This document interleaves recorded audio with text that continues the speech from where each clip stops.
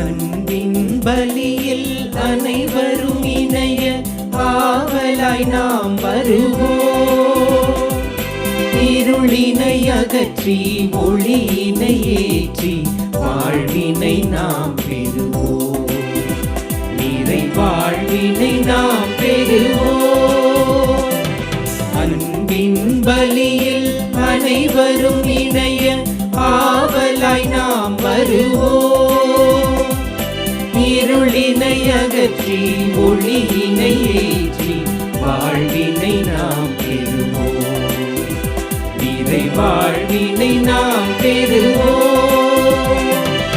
எழுக எழுக இன்று இறை குலமே, பணிக பணிக இன்று அவர் பதமே. எழுக எழுக இன்று இறை குலமே, பணிக பணிக இன்று அவர் பதமே.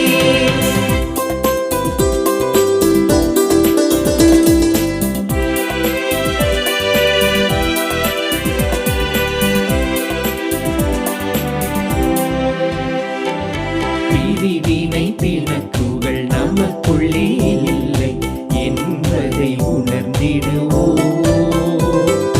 இயேசுவின் தலைமையில் சங்கமமாவோம் என்றே வாழ்ந்திடுவோம். பிரிவினை பிணக்குகள் நமக்குள்ளே இல்லை என்பதை உணர்ந்திடுவோம்.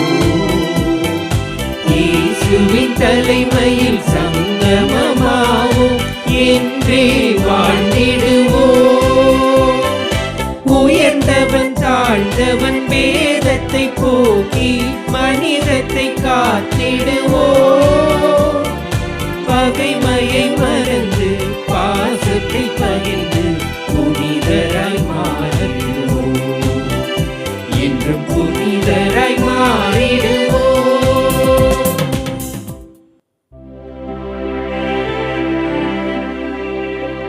தந்தை மகன் தூயாவியாரின் பெயராலே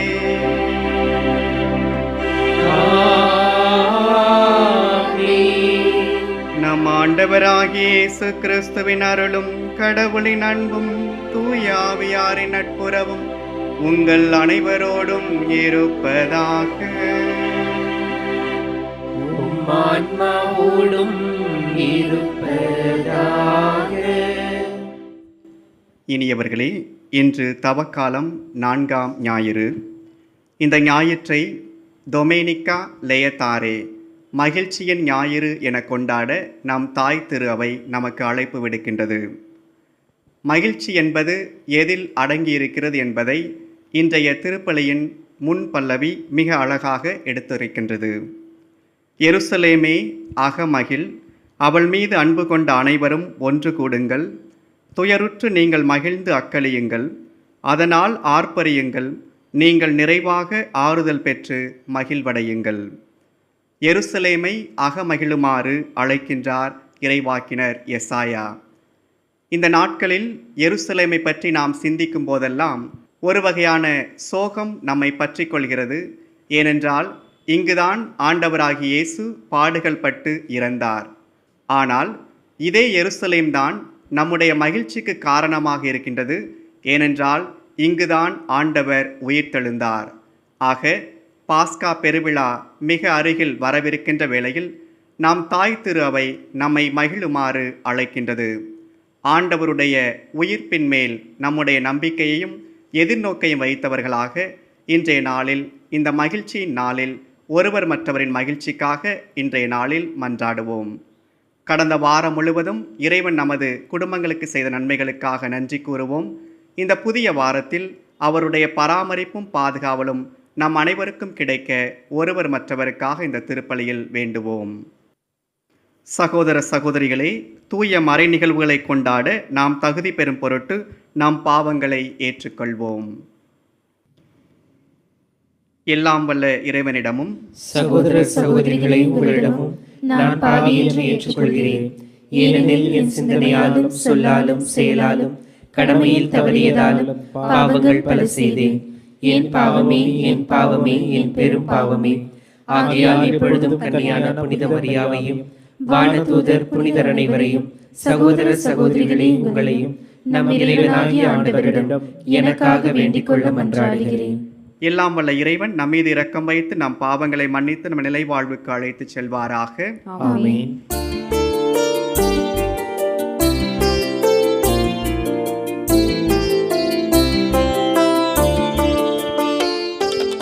ஆண்டவரே இரக்கமாயிரும். கிறிஸ்துவே இரக்கமாயிரும். ஆண்டவரே இரக்கமாயிரும். கிறிஸ்துவே இரக்கமாயிரும். தந்தையே இறைவா, தவறுகள் புரிந்தோம், நன்றியை மறந்து ஆவியானோம். தந்தையே இறைவா, தவறுகள் புரிந்தோம், நன்றியை மறந்து ஆவியானோம். ஆண்டவரே இரக்கமாயிரும். கிறிஸ்துவே இரக்கமாயிரும்.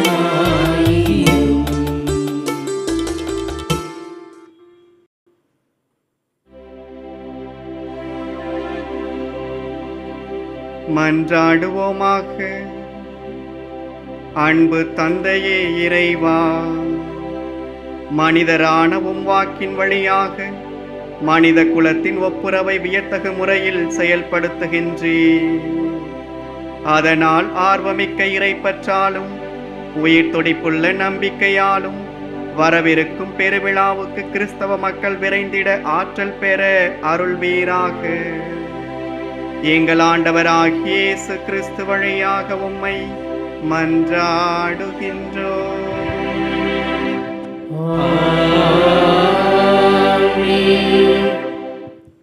முதல் வாசகம். வாக்களிக்கப்பட்ட நாடு வந்து சேர்ந்த இறைமக்கள் பாஸ்கா கொண்டாடினர். யோசுவா நூலிலிருந்து வாசகம். அதிகாரம் 5, இறைவார்த்தைகள் 9, 10 முதல் 12 வரை. அந்நாட்களில் ஆண்டவர் யோசுவாவிடம், இன்று எகிப்தரின் பழி சொல்லை உங்களிடமிருந்து நீக்கிவிட்டேன் என்றார். இஸ்ரேயர் கில்காலில் தங்கினர். மாதத்தின் 14ஆம் நாள் மாலை எரிகோ சமவெளியில் பாஸ்கா கொண்டாடினார். பாஸ்காவின் மறுநாள் நிலத்தின் விளைச்சலையும் புளிப்பற்ற அப்பத்தையும் வறுத்த தானியத்தையும் உண்டனர். நிலத்தின் விளைச்சலை உண்ட மறுநாளிலிருந்து மன்னா நின்றது. இஸ்ரேலருக்கும் மன்னா மீண்டும் கிடைக்கவில்லை. கானான் நிலத்தின் விளைச்சலை அந்த ஆண்டே உண்டனர். ஆண்டவரின் அருள்வாக்கு. இறைவனுக்கு நன்றி.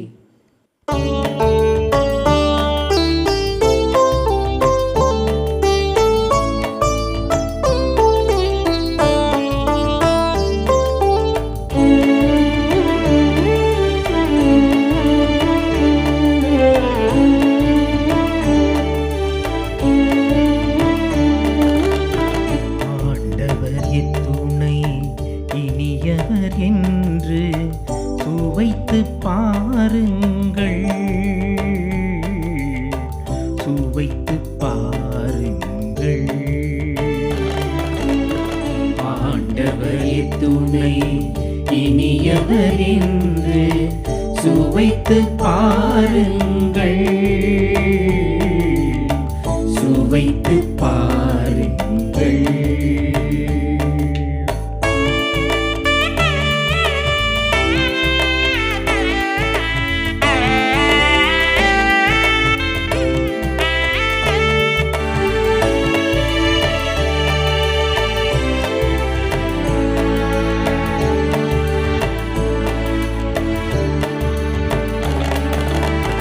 ஆண்டவரை நான் எக்காலமும் போற்றுவேன், அவர் புகழ் எப்பொழுதும் நாவில் ஒலிக்கும். ஆண்டவரை நான் எக்காலமும் போற்றுவேன், அவர் புகழ் எப்பொழுதும் நாவில் ஒலிக்கும். ஆண்டவரை பற்றி பெருமையாக பேசுவேன், ஆண்டவரை பற்றி பெருமையாக பேசுவேன். எளியோர் இதை கேட்டு அக்களிப்பார். எளியோர் இதை கேட்டு அக்களிப்பார். ஆண்டவரின் துணை இனியவர் என்று சுவைத்து பாருங்கள், சுவைத்து பாருங்கள்.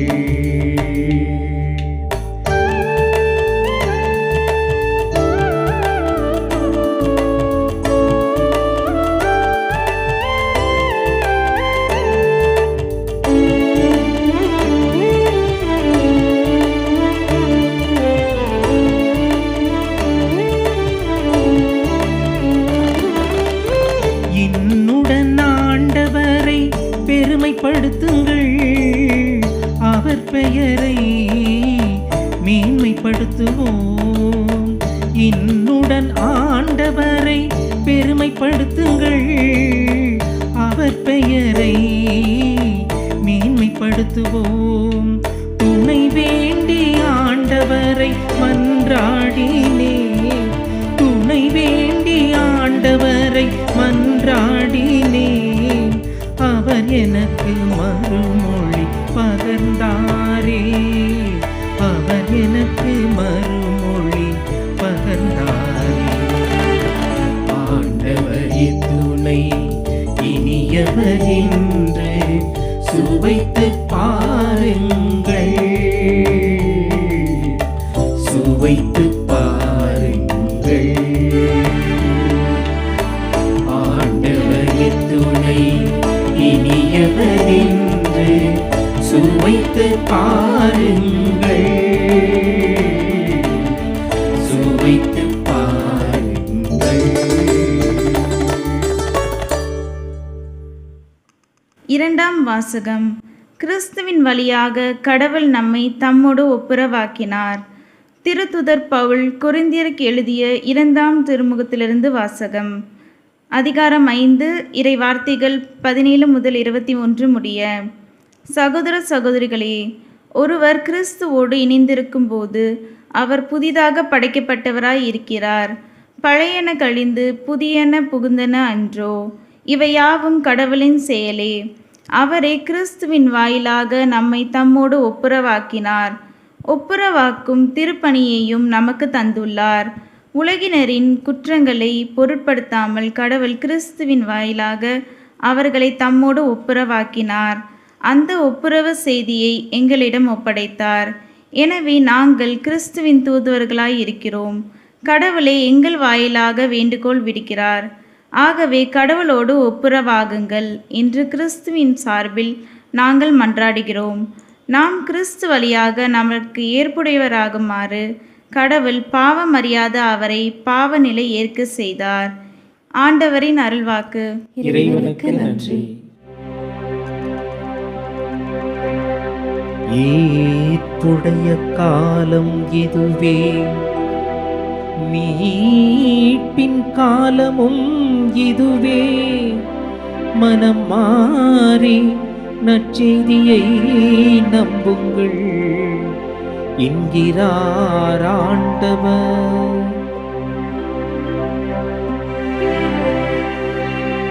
ஆண்டவர் உங்களோடு இருப்பாராக. உம்மான்மாவோடும் இருப்பாராக. புனித லூக்கா எழுதிய நற்செய்தியிலிருந்து வாசகம். ஆண்டவரே, மாட்சி உமக்கே. லூக்கா நற்செய்தி பிரிவு 15, அருள் வாக்கியங்கள் 1 முதல் 3 மற்றும் 11 முதல் 32. அக்காலத்தில் வரி தண்டுவோர் பாவிகள் யாவரும் இயேசு சொல்வதை கேட்க அவரிடம் நெருங்கி வந்தனர். பரிசேயரும் மறைநூல் அறிஞரும் இவர் பாவிகளை வரவேற்று அவர்களோடு உணவருந்துகிறாரே என்று முணுமுணுத்தனர். அப்போது அவர் அவர்களுக்கு இந்த உவமையை சொன்னார். ஒருவருக்கு 2 புதல்வர்கள் இருந்தார்கள். அவர்களுள் இளையவர் தந்தையை நோக்கி, அப்பா, சொத்தில் எனக்குரிய பங்கை தாரும் என்றார். அவர் சொத்தை அவர்களுக்கு பகிர்ந்து அளித்தார். சில நாட்களுக்குள் இளைய மகன் எல்லாவற்றையும் திரட்டி கொண்டு தொலைநாட்டிற்கு நெடும் பயணம் மேற்கொண்டார். அங்கு தாறுமாறாக வாழ்ந்து தம் சொத்தையும் பாழாக்கினார். அனைத்தையும் அவர் செலவழித்தார். பின்பு அந்த நாடு முழுவதும் கொடிய பஞ்சம் ஏற்பட்டது. அப்பொழுது அவர் வறுமையில் வாடினார். எனவே அந்நாட்டு குடிமக்களுள் ஒருவரிடம் அண்டி பிழைக்கச் சென்றார். அவர் அவரை பன்றி மேய்க்க தம் வயல்களுக்கு அனுப்பினார். அவர் பன்றிகள் தின்னும் நெற்றுக்களால் தம் வயிற்றை நிரப்ப விரும்பினார். ஆனால் அதை கூட அவருக்கு கொடுப்பார் இல்லை. அவர் அறிவு தெளிந்தவராய், என் தந்தையின் கூலியாட்களுக்கு தேவைக்கு மிகுதியான உணவு இருக்க நான் இங்கு பசியால் சாகிறேனே. நான் புறப்பட்டு என் தந்தையிடம் போய், அப்பா, கடவுளுக்கும் உமக்கும் எதிராக நான் பாவம் செய்தேன். இனிமேல் நான் உம்முடைய மகன் எனப்பட தகுதியற்றவன். உம்முடைய கூலியாட்களில் ஒருவனாக என்னை வைத்துக்கொள்ளும் என்பேன் என்று சொல்லிக் கொண்டார். உடனே அவர் புறப்பட்டு தம் தந்தையிடம் வந்தார். தொலைவில் வந்து கொண்டிருந்த போதே அவர் தந்தை அவரை கண்டு பரிவு கொண்டு ஓடிப்போய் அவரை கட்டி தழுவி முத்தமிட்டார். மகனோ அவரிடம், அப்பா, கடவுளுக்கும் உமக்கும் எதிராக நான் பாவம் செய்தேன். இனிமேல் நான் உம்முடைய மகன் எனப்பட தகுதியற்றவன் என்றார். தந்தை தம் பணியாளரை நோக்கி, முதல் தரமான ஆடையை கொண்டு வந்து இவனுக்கு உடுத்துங்கள். இவனுடைய கைக்கு மோதிரமும் காலுக்கு மிதியடியும் அணிவியுங்கள். கொழுத்த கன்றை கொண்டு வந்து அடியுங்கள். நாம் மகிழ்ந்து விருந்து கொண்டாடுவோம். ஏனெனில் என் மகன் இவன் இறந்து போயிருந்தான், மீண்டும் உயிர் பெற்று வந்துள்ளான். காணாமற் போயிருந்தான், மீண்டும் கிடைத்துள்ளான் என்றார். அவர்கள் மகிழ்ந்து விருந்து கொண்டாடத் தொடங்கினார்கள். அப்போது மூத்த மகன் வயலில் இருந்தார். அவர் திரும்பி வீட்டை நெருங்கி வந்து கொண்டிருந்த போது ஆடல் பாடல்களை கேட்டு ஊழியர்களில் ஒருவரை வரவழைத்து, இதெல்லாம் என்ன என்று வினவினார். அதற்கு ஊழியர் அவரிடம், உம் தம்பி வந்திருக்கிறார். அவர் தம்மிடம் நலமாக திரும்பி வந்திருப்பதால் உம் தந்தை கொழுத்த கன்றை அடித்திருக்கிறார் என்றார். அவர் சினமுற்று உள்ளே போக விருப்பமில்லாதிருந்தார். உடனே அவருடைய தந்தை வெளியே வந்து அவரை உள்ளே வருமாறு கெஞ்சி கேட்டார். அதற்கு அவர் தந்தையிடம், பாரும், இத்தனை ஆண்டுகளாக நான் அடிமை போன்று உமக்கு வேலை செய்து வருகிறேன். உம் கட்டளைகளை ஒருபோதும் மீறியதில்லை. ஆயினும் என் நண்பரோடு நான் மகிழ்ந்து கொண்டாட ஓர் ஆட்டுக்குட்டியை கூட என்றுமே நீர் தந்ததில்லை. ஆனால் விலை மகளிரோடு சேர்ந்து உம் சொத்துக்களையெல்லாம் அழித்துவிட்ட இந்த உம் மகன் திரும்பி வந்தவுடனே இவனுக்காக கொழுத்த கன்றை அடித்திருக்கிறீரே என்றார். அதற்கு தந்தை, மகனே, நீ எப்போதும் என்னுடன் இருக்கிறாய். என்னுடையதெல்லாம் உன்னுடையதே. இப்போது நாம் மகிழ்ந்து கொண்டாடி இன்புற வேண்டும். ஏனெனில் உன் தம்பி இவன் இறந்து போயிருந்தான், மீண்டும் உயிர் பெற்றுள்ளான். காணாமற் போயிருந்தான், மீண்டும் கிடைத்துள்ளான் என்றார்.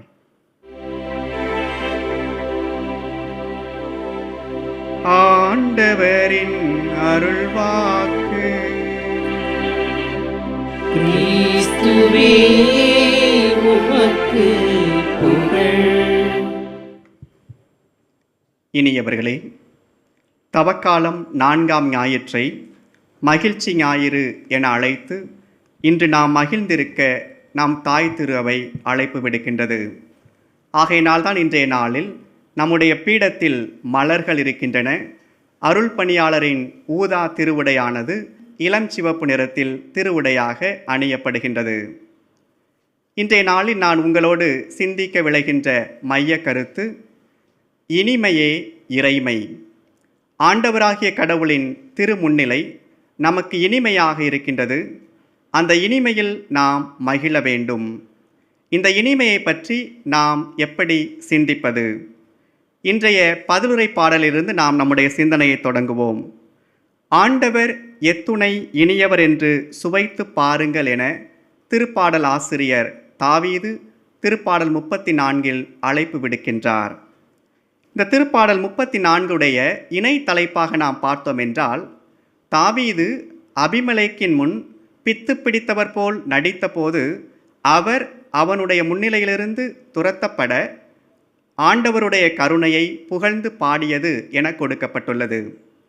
ஆண்டவருடைய கருணையை இனிமை என பாடுகின்றார் தாவீது. மேற்கத்தைய நாடுகளில் சுவைகளை 4ஆக பிரிக்கிறார்கள்.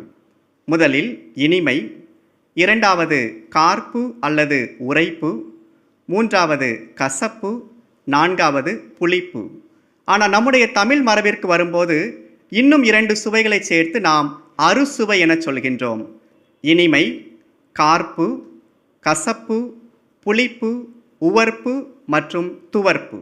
மொத்தம் இந்த 6 சுவைகளில் வேதியியல் முறைமைப்படி பார்க்கும்போது இனிமை என்ற இந்த சுவைக்கு மட்டும் ஒரு வித்தியாசமான குணம் உண்டு. அது என்னவென்றால், மற்ற எல்லா சுவைகளையும் விட இந்த சுவை மட்டும்தான் ஒருவரை மீண்டும் சுவைக்குமாறு தோன்றும். அதே வேளையில் ஒருவருடைய உள்ளத்தில் மகிழ்ச்சி பொங்கி வரும்போதும் அல்லது ஒருவருடைய உடலை சோர்வு பற்றி கொள்ளும் போதும் இனிமை முதன்மையான சுவையாக இருக்க வேண்டும் என மருத்துவர்கள் முன்வைக்கின்றனர். ஏன் இனிமை முதன்மையாக வைக்கப்பட வேண்டும் என்றால், இனிமையானது நமக்கு ஊட்டம் தருகிறது. ஆக ஆண்டவருடைய இனிமையை ஒருவர் சுவைத்துவிட்டால் அவர் மீண்டும் மீண்டும் அந்த இனிமையை தேடி செல்வார் என்பது தாவீது அரசருடைய அனுபவமாக இருக்கின்றது. இன்றைய முதல் வாசகத்தில் நாம் யோசுவா நூலில் பார்க்கின்றோம். யோசுவா நூலில் முதலாக பாஸ்கா விழா கொண்டாடப்படுகிறது. இந்த முதல் வாசக பகுதியை நாம் 2 பகுதிகளாக பிரிக்கிறோம். முதல் பகுதியில் ஆண்டவராகிய கடவுள் இஸ்ராயல் மக்களிடமிருந்த பழிச்சொல்லை அகற்றி விடுகிறார். அது என்ன பழிச்சொல்? மோசேயுடைய காலத்தில் இஸ்ராயல் மக்கள் பாலும் தேனும் பொழியும் கானான் நாட்டிற்கு கடந்து வருகிறார்கள். அப்போது எகிப்தியர்கள் எல்லாம் என்ன சொல்கிறார்கள்? இந்த இஸ்ராயல் மக்கள் மூடர்கள், இவர்கள் தாங்கள் தெரியாத கடவுளை நம்பி புறப்பட்டு செல்கிறார்கள், பாலைவனத்தில் அனாதைகளாக நிற்பார்கள். எகிப்து மக்களுடைய அந்த பழிச்சொல்லை ஆண்டவராகிய கடவுள் இன்று நீக்குகிறார். அதாவது, நீங்கள் கடவுளற்ற அனாதைகள் அல்ல, மாறாக நாம் உங்களோடு உடன்படிக்கை செய்து கொண்டோம். அந்த உடன்படிக்கையின் அடையாளமாக விருத்த சேதனம் செய்யப்படுகிறது. இஸ்ராயல் மக்கள் ஆண்டவராகிய கடவுளின் மகன்களாக மகள்களாக மாறுகின்றனர். இது முதல் பகுதி. இரண்டாவது பகுதிக்கு வரும்போது இஸ்ராயல் மக்கள் பாஸ்கா விழாவை கொண்டாடுகிறார்கள். அவர்கள் எகிப்தில் கொண்டாடிய போது பாஸ்கா விழா அவருடைய புறப்பாட்டிற்கான அடையாளமாக இருக்கிறது. ஆனால் இப்போது பாலைவன பயணமெல்லாம் முடிந்து ஒரே இடத்தில் தங்கி விவசாயம் செய்ய தொடங்குகின்றனர். விவசாயம் செய்ய தொடங்கிய பிற்பாடு அதில் வந்த கனிகளை கொண்டு பாஸ்கா விழா கொண்டாடுகிறார்கள். ஆக தங்களுடைய வாழ்வில் ஒரு புதிய தொடக்கத்தை அனுபவிக்கிறார்கள். இதுவரை இருந்த அடிமைத்தனம் மறைந்து புதிய வாக்களிக்கப்பட்ட நாட்டில் புதியதொரு நிலையில் அவர்கள் குடியேற ஆரம்பித்து புதிய நாட்டின் கனிகளை சுவைக்க ஆரம்பிக்கிறார்கள். அதுதான் அவர்கள் அனுபவிக்கின்ற இனிமை. ஆக இன்றைய முதல் வாசகத்தில் இனிமை என்பது கடவுள் பழிச்சொல்லை நீக்குவதாலும், இரண்டாவதாக இந்த புதிய நாட்டில் அவர்கள் விவசாயம் செய்து கனிகளை தருவதாலும் கொண்டாடப்படுகின்றது. இரண்டாம் வாசகத்திற்கு வரும்போது புனித பவுல் கொரிந்தியருக்கு எழுதிய 2ஆம் திருமடலில் ஒப்புரவு என்ற வார்த்தையை பயன்படுத்துகிறார். இந்த ஒப்புரவை எப்படி முன்வைக்கின்றார்? ஆண்டவராகிய கடவுள் இயேசு கிறிஸ்து வழியாக இந்த உலகை அனைத்தோடும் ஒப்புரவாக்கினார். அந்த ஒப்புரவு செய்தியை திருப்பணியாக எங்களிடம் ஒப்படைத்தார். ஆக முதலில் ஆண்டவருடைய இனிமை எப்படி வெளிப்படுகிறது? ஆண்டவருடைய இனிமை ஒப்புரவின் வழியாக வெளிப்படுகிறது. இரண்டாவது, அந்த ஒப்புரவானது திருப்பணியாக திருத்தூதர்களுக்கு கொடுக்கப்படுகிறது. ஆக நாமும் எப்பொழுதெல்லாம் ஆண்டவருடைய ஒப்புரவை அனுபவிக்கின்றோமோ அப்பொழுது இனிமை பெற்றவர்களாக மாறுகின்றோம். மூன்றாவதாக நற்செய்தி வாசகத்திற்கு வருவோம். மிக அழகான ஒரு பகுதி, காணாமற் போன மகன் எடுத்துக்காட்டு. இந்த பகுதியை வாசிக்கும் போதெல்லாம் சிலர் கேட்பார்கள், இந்த பகுதியில் யார் உண்மையிலேயே சோகமாக இருந்தது? இளைய மகனா, அப்பாவா, மூத்த மகனா என்றால் சோகமாக இருந்தது என்றவோ கொளுத்த கன்றுதான். ஏனென்றால் இந்த மகன் திரும்பி வந்தவுடன் பாவம் அதுதான் அடிக்கப்படுகிறது. இந்த காணாமற் போன மகன் எடுத்துக்காட்டை நாம் எப்படி புரிந்து கொள்வோம்? லூக்கா நற்செய்தி 15 இயேசு வரி தண்டுவோர் பாவிகளோடு உணவருந்துகிறார் என்று பரிசேயர்களும் மற்றவர்களும் புலம்புகிறார்கள் அல்லது பழிச்சொல் கூறுகிறார்கள். அவர்களுக்கு பதிலிருப்பு செய்வதற்காக இயேசு இந்த எடுத்துக்காட்டை கூறுகின்றார். இதன் உடனடி பகுதியில் பார்க்கும்போது காணாமற் போன ஆடு, காணாமற் போன நாணயம், காணாமற் போன மகன் என்று 3 நிலைகளில் உவமைகள் தரப்படுகின்றன. நம்முடைய நற்செய்தியாக நாம் பார்ப்பது காணாமற் போன மகன். இந்த எடுத்துக்காட்டை, உவமையை நாம் பல இடங்களில் வாசித்திருப்போம். இதை புரிந்து கொள்ள வேண்டுமென்றால் இதில் உள்ள 3 பின்புலங்களை புரிந்து கொள்வோம். முதல் பின்புலம் என்னவென்றால், சொத்தை பாகம் பிரிப்பது. இஸ்ராயல் மக்களுடைய வரலாற்றில் சொத்து எப்பொழுது பிரிக்கப்படும் என்றால், அதாவது வழக்கமாக இஸ்ராயலுடைய சமூகம் தந்தை வழி சமூகம். தந்தை வழி சமூகத்தில் தந்தையின் பெயரில் தான் எல்லா சொத்துக்களும் இருக்கும். இப்பொழுது இளைய மகன் தந்தையிடம் வந்து சொத்துக்களை எல்லாம் பிரித்து கேட்கிறார். வழக்கமாக என்ன நடக்கும் என்றால், தந்தை இறந்த பிற்பாடுதான் சொத்துக்கள் பிரிக்கப்படும். தந்தை இறந்த பிற்பாடு பிரிக்கப்படுகின்ற அந்த சொத்தில் மூத்த மகனுக்கு அதிகமாகவும் இளைய மகனுக்கு குறைவாகவும் கிடைக்கும். ஆனால் இன்று நற்செய்தி பகுதியில் என்ன நடக்கிறது? இளைய மகன் தந்தை இறந்து விட்டது போல நினைத்து தந்தையுடைய சொத்துக்களை பகிர்ந்து கேட்கிறான். ஆக இளைய மகனை பொறுத்தவரையில் தந்தை கொல்லப்படுகிறார் அல்லது தந்தை இறந்து போகிறார். இரண்டாவதாக இதன் பின்புலமாக நாம் தெரிந்து கொள்ள வேண்டியது கெசாசாப் சடங்கு. அது என்ற கெசாசாப் சடங்கு என்றால் நம் ஊரில் இருக்கின்ற ஏறக்குறைய தலைமுழுகுதல் சடங்கு போன்றது.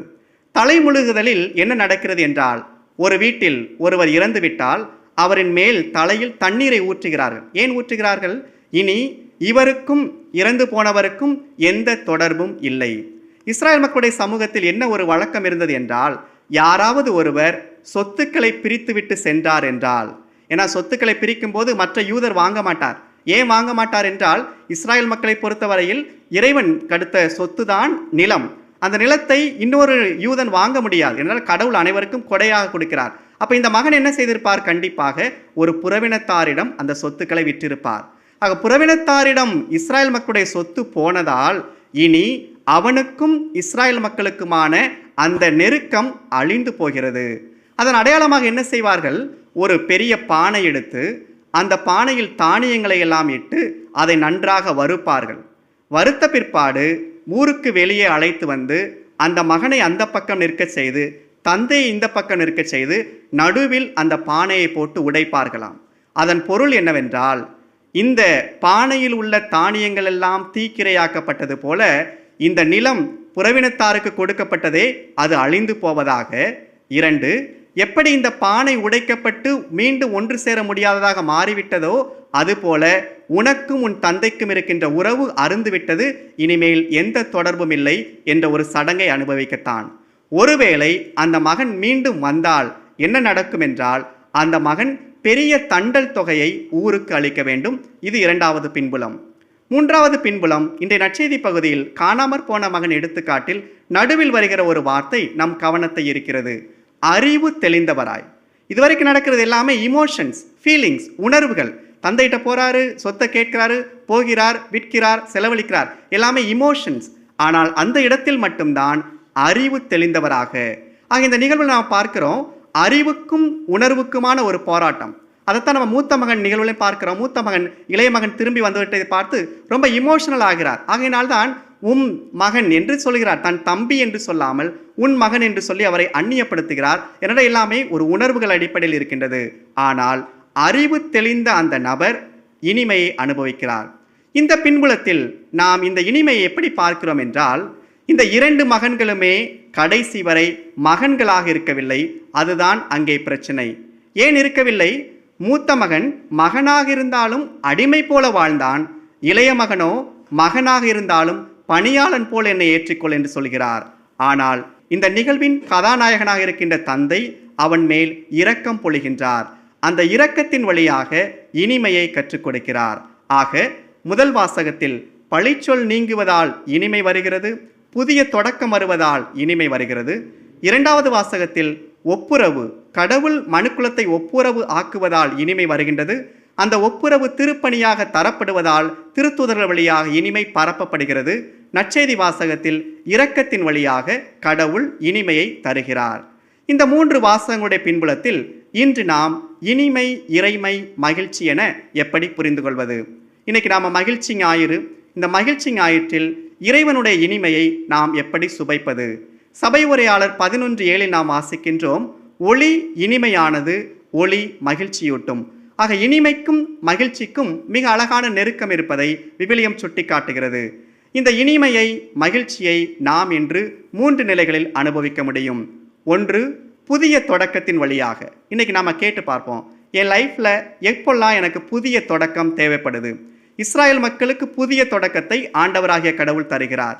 இன்னைக்கு நம்ம தவக்காலம் முடிந்த உடனே வாழ்க்கையில் ஒரு பெரிய மாற்றம் வர வேண்டும் என எதிர்பார்க்கிறோம். ஒரு புதிய தொடக்கமாக இருக்க வேண்டும் நினைக்கிறோம். நிறைய ரெசல்யூஷன்ஸ் எடுத்திருப்போம், நிறைய தவ முயற்சிகள் எடுத்திருப்போம். ஆனால் அந்த புதிய தொடக்கம் இனிமையை தருவதாக இருக்கிறதா என்பது நம்ம கேட்க வேண்டிய முதல் கேள்வி.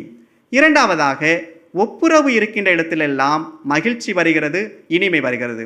இன்றைய நாளில் நம்முடைய எல்லா உறவுகளையும் எண்ணி பார்ப்போம். நிறைய உறவுகள், உடன் பிறந்தவர்களாக இருக்கலாம், திருமண வழியில் வந்தவர்களாக இருக்கலாம், நட்பு வழியில் வந்தவர்களாக இருக்கலாம். இந்த உறவுகளிலெல்லாம் ஒப்புரவு இருக்கின்றதா? எப்பொழுதெல்லாம் ஒப்புரவு இருக்கின்றதோ, எப்பொழுதெல்லாம் உடைந்த உறவுகள் சேர்ந்து வருகின்றனவோ அப்பொழுதெல்லாம் அங்கே இனிமை வருகிறது. இது இரண்டாவது பாடம். மூன்றாவதாக, இரக்கம்.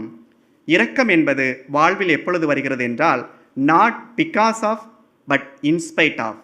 அந்த தந்தையானவர் இளைய மகனை பார்த்தோ மூத்த மகனை பார்த்தோ நாட் பிகாஸ் ஆஃப் என் மகன் நீ இப்படி போனதுனால நான் உன்னை ஏற்றுக்கொள்ளவில்லை, இன்ஸ்பைட் ஆஃப் நீ என்னை விட்டு போனாலும் என் சொத்துக்களை எல்லாம் அழித்தாலும் நான் உன்மேல் இரக்கம் காட்டுகிறேன்.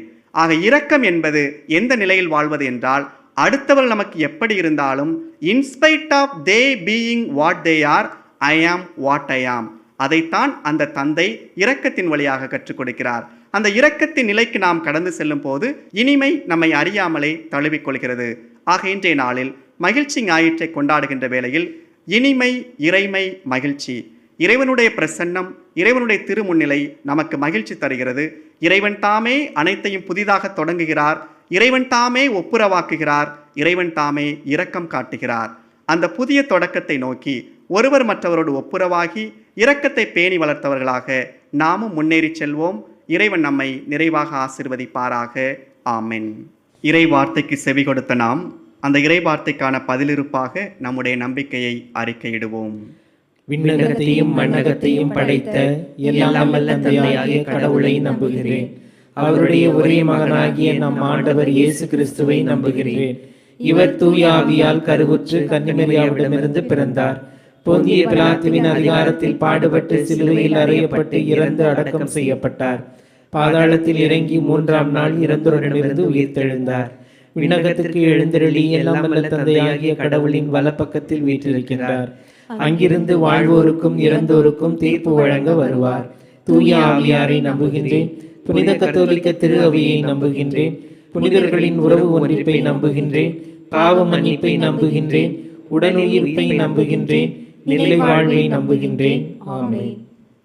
அன்புமிக்க சகோதர சகோதரிகளே, பாஸ்கா பெருவிழா நெருங்கி வருகின்ற இவ்வேளையிலே ஆண்டவரை உருக்கமாக மன்றாடுவோம். நாமும் திருமுழுக்கு பெற்ற அனைவரும், அனைத்துலக மக்களும் இத்தூய மறை நிகழ்வுகளில் நிறைவாக பங்கு பெற வேண்டுவோமாக. எங்களை வல்லமையோடு நடத்தி வரும் அன்பு தந்தையாம் இறைவா, தவக்காலத்தின் எங்கள் திருத்தந்தை, ஆயர்கள், அர்ப்பணியாளர்கள், துறவரத்தார் அனைவரும் பொறுப்புணர்வுடனும் தாராள உள்ளத்துடனும் நிறைவாய் இருந்து எதிர்கால கலக்கம் எதுவும் இல்லாத நல்வாழ்வு நடத்த வேண்டுமென்று இறைவா உம்மை மன்றாடுகின்றோம். ஆண்டவரே, எங்கள் மன்றாட்டை கேட்டருளும். அனைத்துலக அரசரே எம் இறைவா, உலகெங்கும் நீதியான ஆட்சி நிலவவும் அநீதி அக்கிரமங்கள் அழிந்து மனிதனை மனிதனாக மதிக்கின்ற மனிதநேயம் தலைத்தோங்கவும் நாட்டினை ஆட்சி செய்யும் அதிகாரிகள் எந்தவித பாகுபாட்டிற்கு இடம் தராமல் மக்களின் பொது நலனுக்காக புதிய திட்டங்களை நடைமுறைப்படுத்திட இறைவா உம்மை மன்றாடுகின்றோம். ஆண்டவரே, எங்கள் மன்றாட்டை கேட்டருளும். குணமளிக்கும் வல்லலே எம் இறைவா, கொரோனா தொற்றால் பாதிக்கப்பட்ட குழந்தைகள், முதியோர்கள், கைவிடப்பட்டோர் ஆகிய அனைவருக்கும் தேவையான பாதுகாப்பையும் சுகத்தையும் தந்து உலக மக்கள் அனைவரையும் பாதுகாத்தள்ள வேண்டுமென்று இறைவா உம்மை மன்றாடுகிறோம். ஆண்டவரே, எங்கள் மன்றாட்டை கேட்டருளும். விண்ணும் மண்ணும் ஒளிந்து போகும், ஆனால் என் வார்த்தைகள் ஒரு நாளும் அழியாது என்று எம் அன்பு இறைவா, மாதா தொலைக்காட்சி வழியாக உமது நற்செய்தி பணியை செய்து வரும் ஆயர்கள், அருட்பணியாளர்கள், துறவியர், இறை மக்கள், நன்கொடையாளர்கள், ஜப வீரர்கள் ஆகிய அனைவரையும் நிறைவாக ஆசீர்வதித்து அவர்களின் கருத்துக்கள் நிறைவேற வேண்டியும் அவர்களோடு உடனிருந்து அவர்கள் என்றும் உமக்கு உகந்த சாட்சிக பிள்ளைகளாக வாழ தேவையான வரங்களை தர வேண்டி இறைவா உம்மை மன்றாடுகிறோம். ஆண்டவரே, எங்கள் மன்றாட்டை கேட்டருளும். நமது தனிப்பட்ட தேவைகளுக்காக மௌனமாக மன்றாடுவோம். ஆண்டவரே, உம்மை இறைஞ்சி மன்றாடும் திரு அவை மீது இரக்கம் காட்டி உம்மை நாடி வரும் இதயங்களை கனிவுடன் கண்ணோக்கி அருளும். அதனால் தூய மறை நிகழ்வுகளில் பங்கு பெற அவர்களுக்கு அருளியது போல உம்முடைய உதவிகள் ஒருபோதும் குறைவுபடாது கிடைப்பனவாக எங்கள் ஆண்டவராகிய இயேசு கிறிஸ்து வழியாக உம்மை மன்றாடுகிறோம். ஆமென்.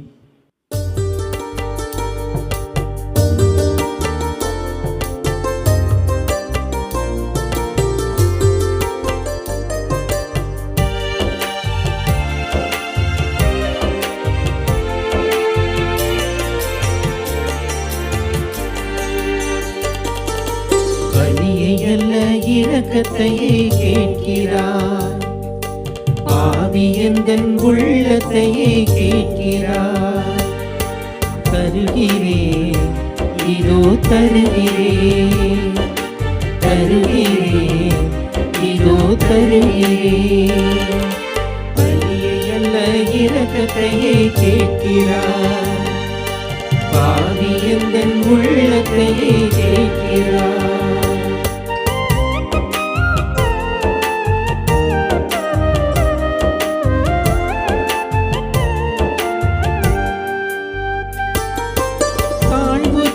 நொறுங்கும் உள்ளம் புறக்கணிக்கப்படாது என்று காட்சியை நீ கனிவாக கேட்கிறார்.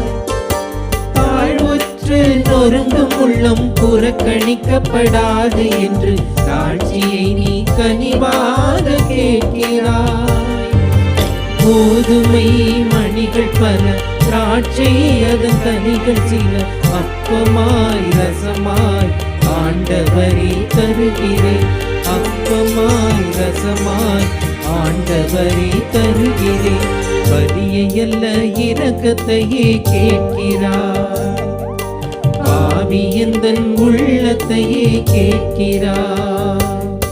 தருகிறேன், இதோ தருகிறேன், தருகிறேன், இதோ தருகிறேன். சகோதர சகோதரிகள், என்னுடையது உங்களுடையதுமான இப்பலி எல்லாம் உள்ள தந்தையாக இறைவனுக்கு ஏற்றதாகும்படி மன்றாடுங்கள். ஆண்டவர் தமது பெயரின் புகழ்ச்சிக்காகவும் ஆட்சிக்காகவும் நமது நன்மைக்காகவும் புனித திரு அவை அனைத்து நலனுக்காகவும் உமது கையிலிருந்து இப்பலியை ஏற்றுக்கொள்வாராக. இரக்கமிக்க இறைவா, பணிவுடன் உம்மை வேண்டி நிலையான உதவி அளிக்கும் காணிக்கைகளை பேரின்பத்துடன் உமக்கு ஒப்புக் கொடுக்கின்றோம். அதனால் நாங்கள் இவற்றை உண்மையிலேயே போற்றவும் உலகின் மீட்புக்கு உகந்தவாறு ஒப்புக் கொடுக்கவும் செய்வீராக. எங்கள் ஆண்டவராகிய இயேசு கிறிஸ்து வழியாக உம்மை மன்றாடுகின்றோம்.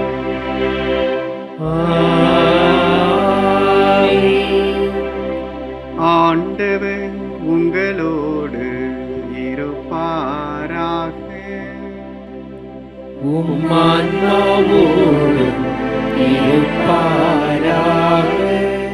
இதயங்களை மேலே எழுப்புங்கள், ஆண்டவரிடம் எழுப்பியுள்ளோம். நம் இறைவனாகிய ஆண்டவருக்கு நன்றி கூறுவோம். அது தகுதியும் நீதியுமானதே. ஆண்டவரே, தூயவரான தந்தையே, என்றும் உள்ள எல்லாம் உள்ள இறைவா, எங்கள் ஆண்டவராகிய கிறிஸ்து வழியாக எந்நாளும் எவ்விடத்திலும் நாங்கள் உமக்கு நன்றி செலுத்துவது மெய்யாகவே தகுதியும் நீதியுமாகும், எங்கள் கடமையும் மீட்புக்குரிய செயலுமாகும். ஏனெனில் உமது பேரருளால் நம்பிக்கையாளர் மன தூய்மை பெற்று ஆண்டுதோறும் பாஸ்கா விழாவின் மறைப்பொருட்களை மகிழ்வோடு எதிர்பார்த்திருக்கச் செய்கின்றீர். அதனால் பக்தியுள்ள வேண்டல்களிலும் அன்பு செயல்களிலும் அவர்கள் மென்மேலும் ஈடுபட்டு தங்களுக்கு புத்துயிரளிக்கும் மறை நிகழ்வுகளில் பங்கு கொண்டு பிள்ளைகளுக்கு உரிய அருளை நிறைவாக பெறச் செய்கின்றீர். ஆகவே வானதூதர் முதன்மை வானதூதரோடும் அரியணையில் அமர்வோர் தலைமை தாங்குவோரோடும் வான்படைகளின் அணிகள் அனைத்தோடும் சேர்ந்து நாங்கள் உமது மாட்சியை புகழ்ந்து பாடி முடிவின்றி ஆர்ப்பரிப்பதாவது: தூயவர் தூயவர் தூயவர், வான்படைகளின் கடவுளாம் ஆண்டவர். விண்ணகமும் மண்ணகமும் உமது மாட்சியால் நிறைந்துள்ளன. உன்னதங்களிலே ஓசன்னா, உன்னதங்களிலே ஓசன்னா, ஆண்டவர் பெயரால் வருகிறவர் ஆசி பெற்றவர். உன்னதங்களிலே ஓசன்னா, உன்னதங்களிலே ஓசன்னா. ஆண்டவரே, நீர்மையாகவே தூயவர், தூய்மை அனைத்துக்கும் ஊற்று. ஆகவே உம்முடைய ஆவியை பொழிந்து இக்காணிக்கைகளை தூய்மைப்படுத்த உம்மை வேண்டுகின்றோம். இவ்வாறு எங்கள் ஆண்டவர் இயேசு கிறிஸ்துவின் உடலும் இரத்தமுமாக எங்களுக்கு இவை மாறுவனவாக. அவர் பாடுபட உளம் கனிந்து தம்மை கையளித்த போது அப்பத்தை எடுத்து நன்றி செலுத்தி அதை பிட்டு தம் சீடர்களுக்கு அளித்து கூறியதாவது: அனைவரும் இதிலிருந்து பெற்று உண்ணுங்கள், ஏனெனில் இது உங்களுக்காக கையளிக்கப்படும் என் உடல்.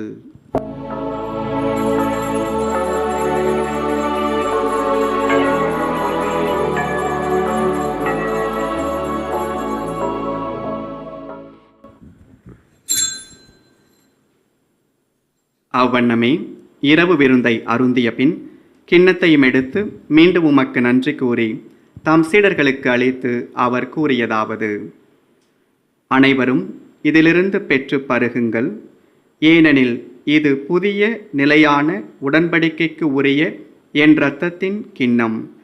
இது பாவ மன்னிப்புக்கென்று உங்களுக்காகவும் பலருக்காகவும் சிந்தப்படும். இதை என் நினைவாக செய்யுங்கள்.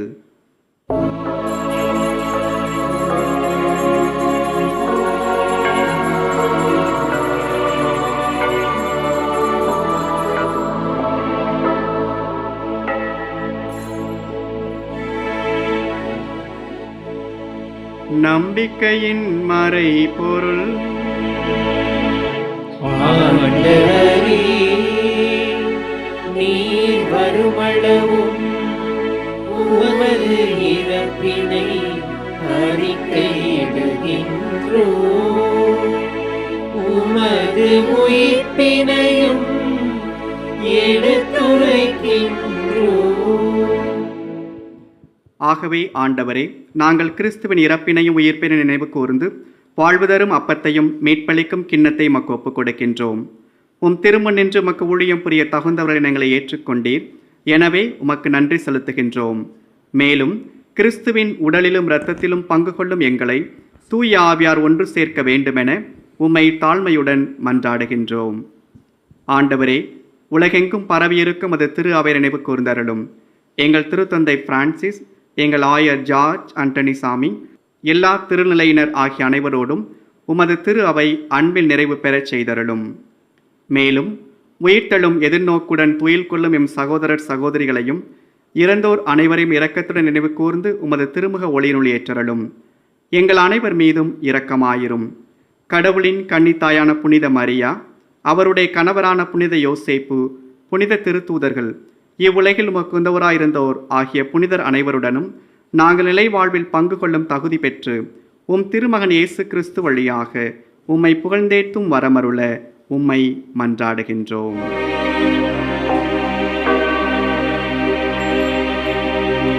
இவர் வழியாக இவரோடு இவரில் எல்லாம் வல்ல இறைவனாகிய தந்தையே, தூயாவியாரின் ஒன்றிப்பில் எல்லா புகழும் மாட்சியும் என்றென்றும் உமக்கு உரியதே. ஆமென், ஆமென், ஆமென். மீட்பரின் கட்டளையால் கற்பிக்கப்பட்டு இறை படிப்பினையால் பயிற்சி பெற்ற நாம் துணிந்து பாடுவோம். விண்ணுலகில் இருக்கின்ற எங்கள் தந்தையே, உமது பெயர் தூயது என போற்றப் பெறுக. உமது ஆட்சி வருக. உமது திருவுளம் விண்ணுலகில் நிறைவேறுவது போல மண்ணுலகிலும் நிறைவேறுக. எங்கள் அன்றாட உணவை இன்று எங்களுக்கு தாரும். எங்களுக்கு எதிராக குற்றம் செய்வோரை நாங்கள் மன்னிப்பது போல எங்கள் குற்றங்களை மன்னியும். எங்களை சோதனைக்கு உட்படுத்தாதேயும். தீமையிலிருந்து எங்களை விடுவித்தருளும். ஆண்டவரே, தீமை அனைத்திலிருந்தும் எங்களை விடுவித்து எங்கள் வாழ்நாளில் அமைதியை கனிவுடன் அருள உம்மை மன்றாடுகின்றோம்.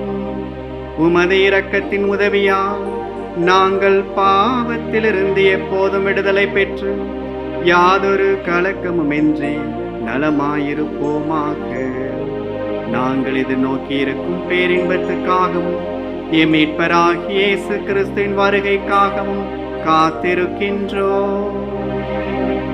ஏனெனில் ஆட்சியும் வல்லமையும் மாட்சியும் என்றென்றும் உமதே. ஆண்டவரே இயேசு கிறிஸ்துவே, அமைதியை உங்களுக்கு விட்டுச் செல்கின்றேன், என் அமைதியையே உங்களுக்கு அளிக்கின்றேன் திருத்தூதர்களுக்கு மொழிந்தீரே. எங்கள் பாவங்களை பாராமல் உமது திரு அவையின் நம்பிக்கையை கண்ணோக்கி உமது திருவுளத்துக்கு ஏற்ப அதற்கு அமைதி ஒற்றுமையும் அளித்தருள்வீராக. என்றென்றும் வாழ்ந்து ஆட்சி செய்கின்றவர் நீரே.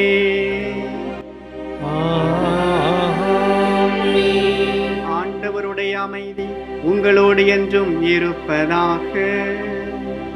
உம்மான்மாவோடும் இருப்பதாக. ஒருவருக்கொருவர் அமைதியை பகிர்ந்து கொள்வோம்.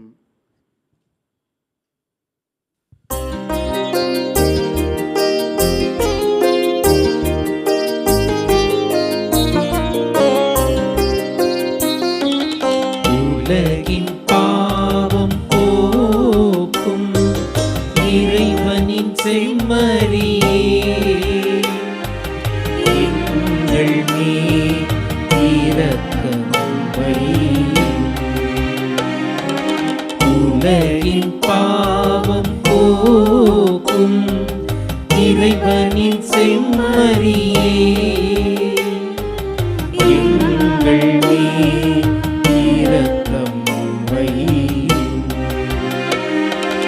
உலகின் பாவம் போக்கும் இறைவனின் செம்மறியே, எங்களுக்கு அமைதி அருளும்.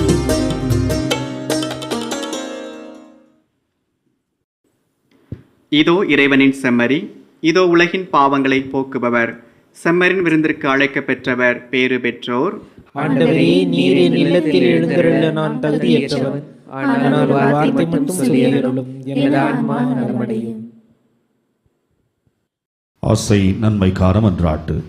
ஆண்டவரே, நீர் என் இல்லத்தில் எழுந்தருள.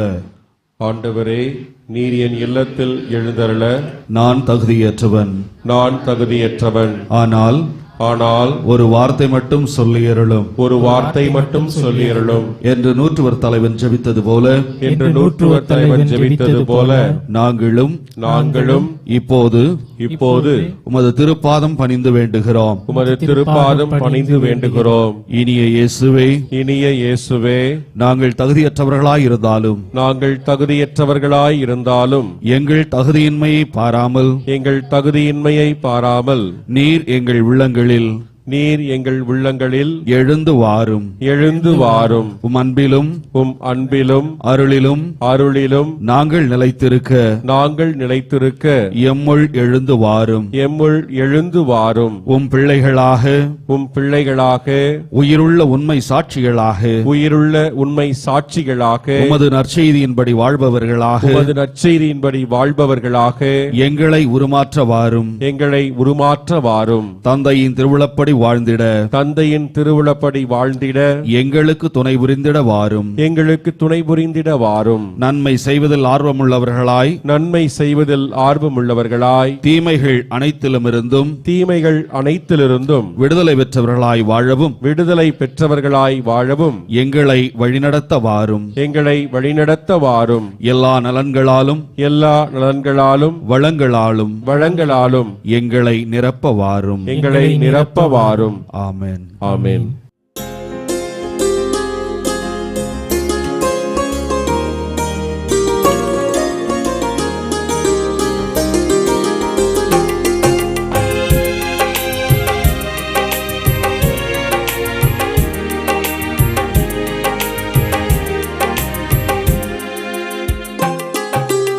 என்னில் வந்ததே என் மன்னவா, நெஞ்சில் வைத்ததும் நீ அல்லவா. என்னில் வந்ததே என் மன்னவா, நெஞ்சில் வைத்ததும் நீ அல்லவா. அன்பே என் அன்பே, உயிரே என் உயிரே, அன்பால் என்னை ஆட்கொண்டதே இறைவா. என்னில் வந்ததே என் மன்னவா, நெஞ்சில் வைத்ததும் நீ அல்லவா.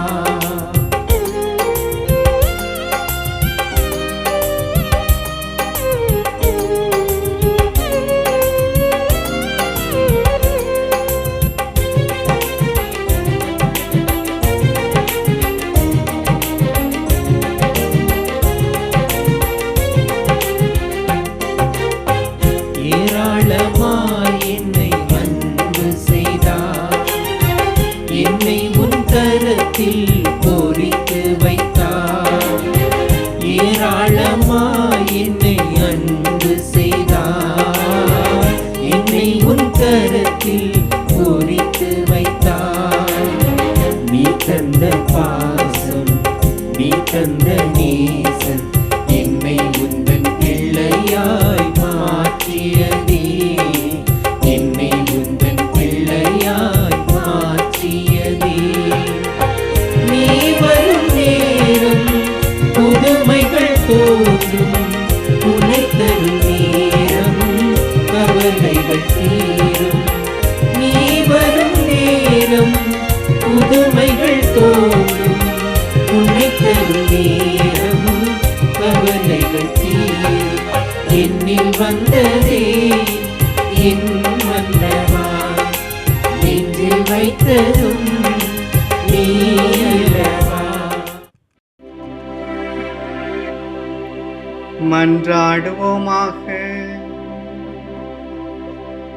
எங்கள் அன்பு இறைவா, இவ்வுலகுக்கு வரும் ஒவ்வொரு மனிதரையும் ஒளிர்விக்கின்ற நீ எங்கள் இதயங்களை உமது அருளின் சுடரால் ஒளிர்வித்தருள உம்மை வேண்டுகின்றோம்.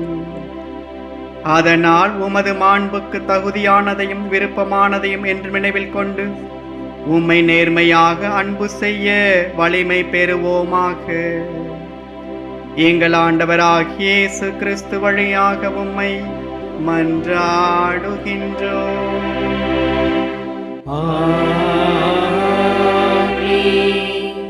ஆண்டவர் உங்களோடு இருப்பாராக.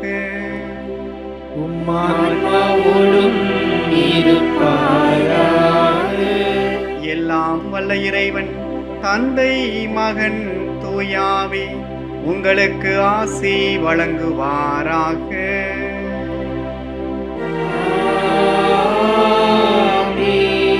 கிறிஸ்துவின் அமைதியில் சென்று வாழுவோம். திருப்பலி நிறைவேறிற்று. இறைவனுக்கு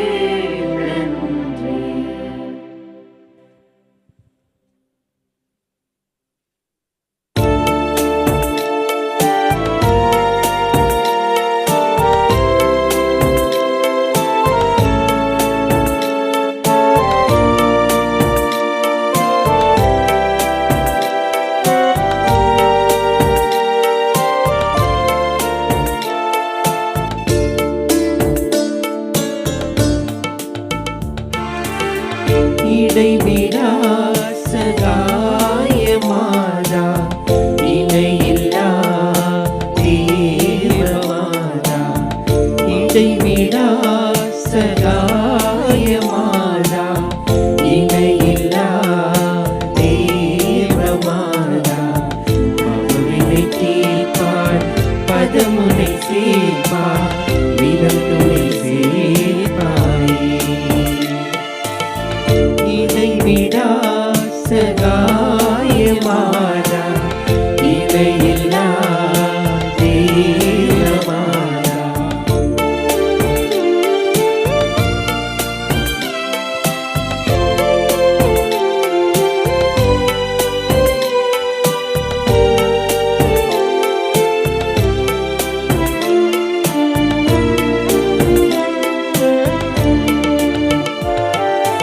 ஆராத மனப்புண்ணையாற்றிடுவாள் அன்னை தீராத துயர் தன்னை தேற்றிடுவாள் ஆராத மனப்புண்ணையாற்றிடுவாள் அன்னை தீராத துயர் தன்னை தேற்றிடுவாள் மாறாத கொடுமை நீங்காத வறுமை தானாக என்றுமே மாற்றிடுவாள் தானாக என்றுமே மாற்றிடுவாள் இடையிடா சகாயமாதா இடையில்லா தேவமாதா பவவினை தீர்ப்பாள் பதமுனை சேர்ப்பாள் இதம் துணை சேர்ப்பாயே இதம் துணை சேர்ப்பாயே இதம் துணை சேர்ப்பாயே இயேசுக்கே புகழ், இயேசுக்கே புகழ், இயேசுக்கே நன்றி, இயேசுக்கே நன்றி. மரியே வாழ்க, மரியே வாழ்க. தந்தை மகன் தூய ஆவியாரின் பெயராலே ஆமென்.